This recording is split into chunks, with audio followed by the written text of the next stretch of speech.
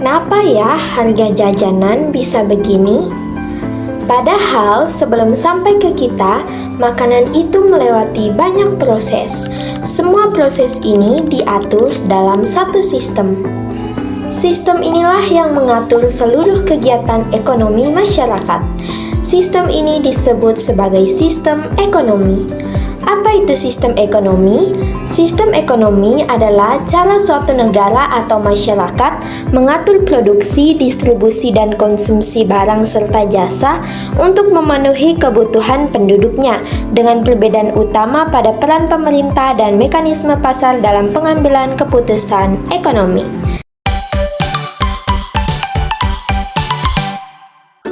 Oke, aku akan membawamu ke daerah pedalaman ini, di mana di sini masih sangat tradisional.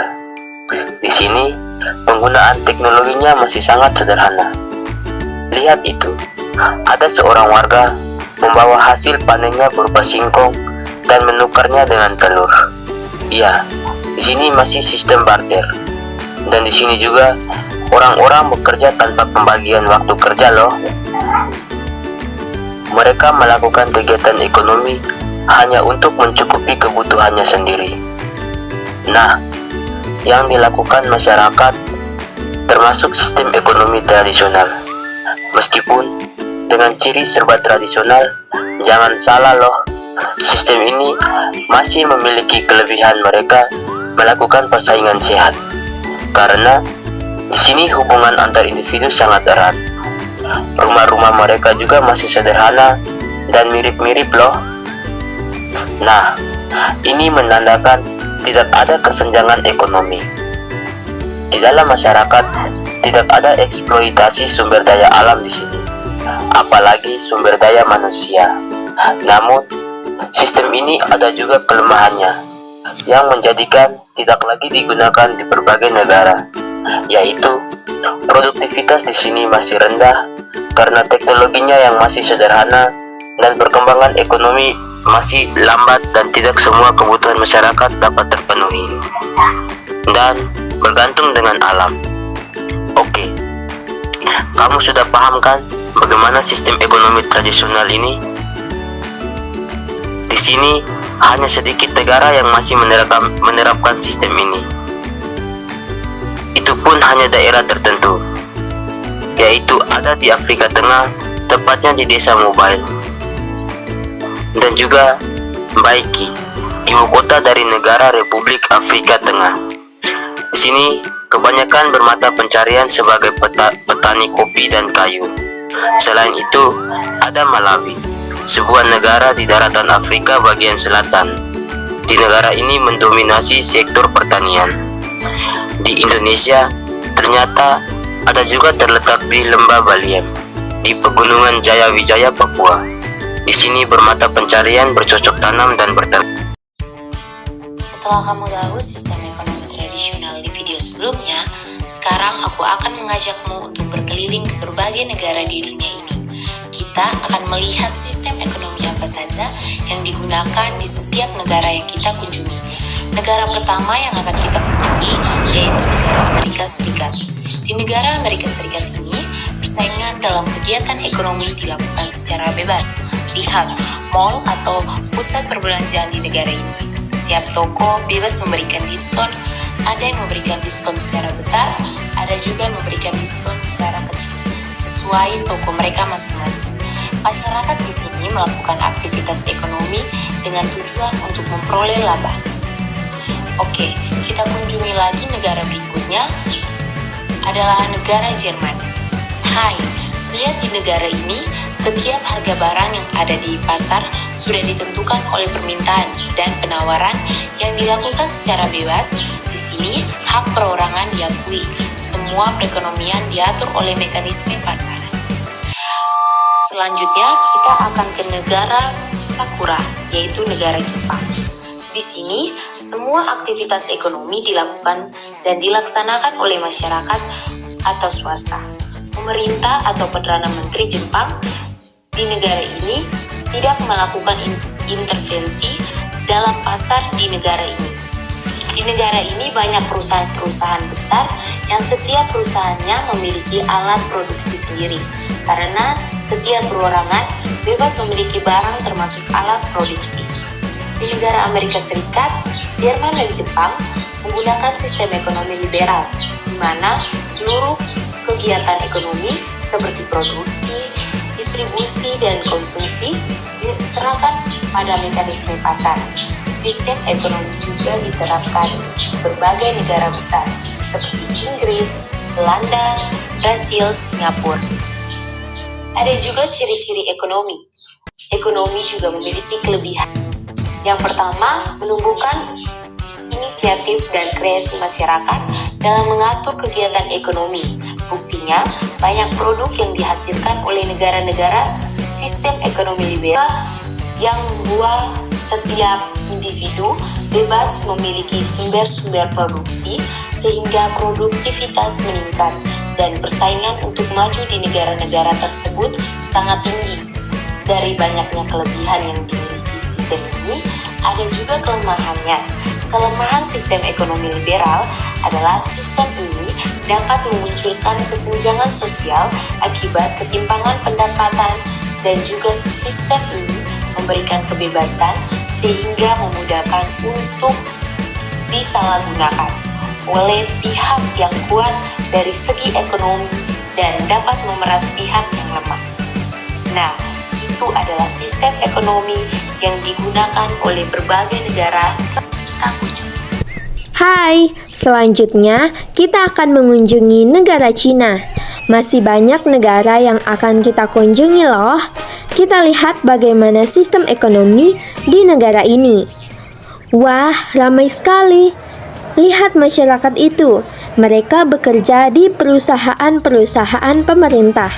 Masyarakat di sini memiliki pekerjaan yang sudah diatur pemerintahannya. Di sini, semua alat produksi sumber daya dikuasai pemerintah, sehingga tidak ada pihak swasta yang melakukan kegiatan ekonomi secara bebas.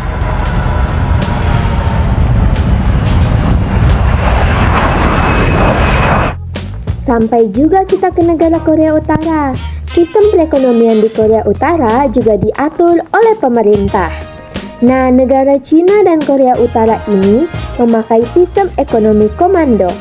Sistem ini dikendalikan pemerintah, mulai dari menentukan barang dan jasa apa yang akan diproduksi, cara atau metode bagaimana barang tersebut diproduksi, untuk siapa barang tersebut diproduksi, semua diatur oleh pemerintah. Selain Cina dan Korea Utara, ada juga negara Kuba dan Vietnam yang menerapkan sistem ekonomi komando. Berikut kelebihan sistem ekonomi komando. Dari sistem ini, pemerintah lebih mudah mengendalikan masalah ekonomi seperti pengangguran dan inflasi, sehingga keadaan perekonomian relatif stabil dan juga relatif mudah melakukan distribusi pendapatan dan pengendalian harganya. Pemerintah juga bebas menentukan barang dan jasa yang sesuai dengan kebutuhan masyarakat. Kalau begitu, apakah masyarakat di negara ini hak milik pribadinya tidak diakui? Yap, benar. Itulah yang menjadi kelemahan sistem ekonomi komando.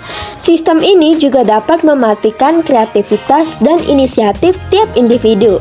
Barang dan jasa yang diproduksi juga tidak efektif dan efisien.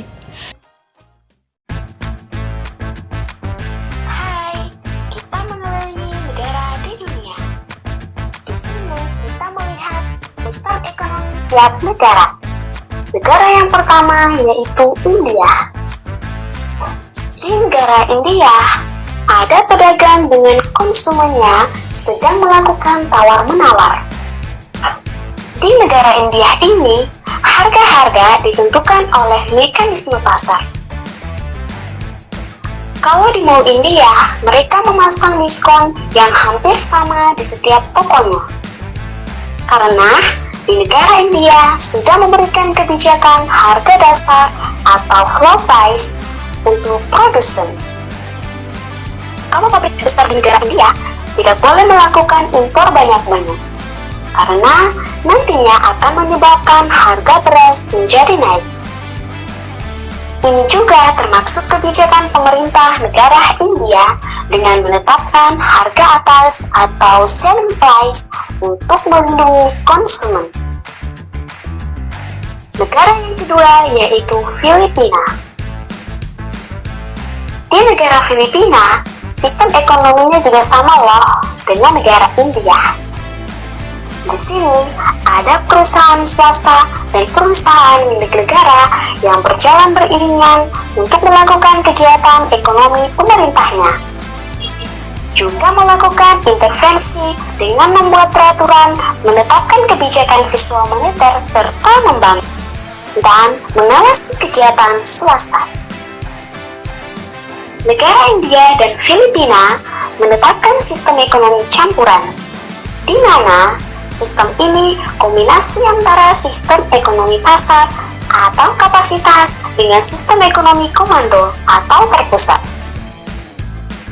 Dengan sistem ini, kreativitas dan inisiatif individu dapat berkembang dan juga proses penetapan harga barang dan jasa di pasar dapat dikendalikan dengan mudah. Kondisi perekonomian di negara manapun cenderung stabil. Ya, itu pasti. Tapi dengan sistem ekonomi ini, pertumbuhan ekonomi cenderung lebih lambat dari sistem ekonomi liberal. Meskipun pemerintah berperan aktif dalam perekonomian, namun masalah ekonomi tetap terjadi. Misalnya, terjadinya inflasi dan pengangguran.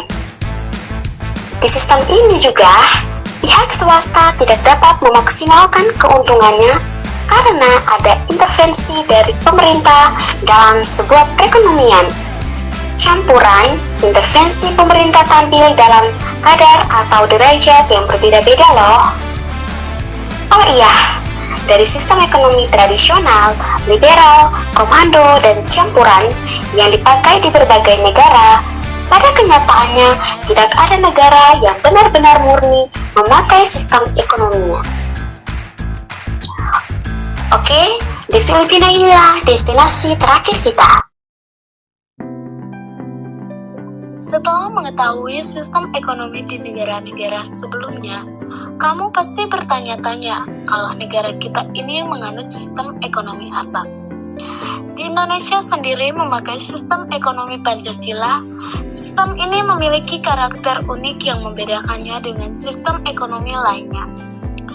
Kamu tahu kan Undang-Undang Dasar 1945 pasal 33 ayat 1-4. Nah, karakteristik sistem ekonomi Pancasila itu mengacu pada Undang-Undang Dasar 1945 pasal 33 ayat 1-4. Bunyi ayatnya seperti ini.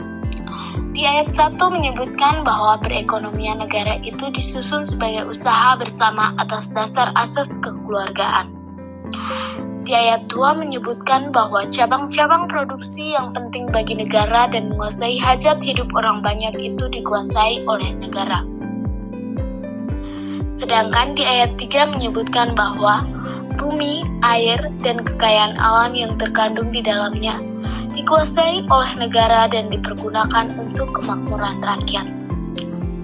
Terakhir, ayat 4 menyebutkan bahwa perekonomian nasional diselenggarakan berdasar atas demokrasi ekonomi dengan prinsip kebersamaan, efisiensi, berkeadilan, berkelanjutan, berwawasan lingkungan, kemandirian, serta dengan menjaga keseimbangan, kemajuan, dan kesatuan ekonomi nasional. Landasan-landasan perekonomian inilah yang menetapkan rakyat sebagai pemegang kedaulatan ekonomi. Sebagai contohnya, ada dua pengusaha yang sedang melakukan penandatanganan kontrak. Pengusaha tersebut ternyata sedang melakukan kerjasama. Yap, dalam sistem ekonomi Pancasila,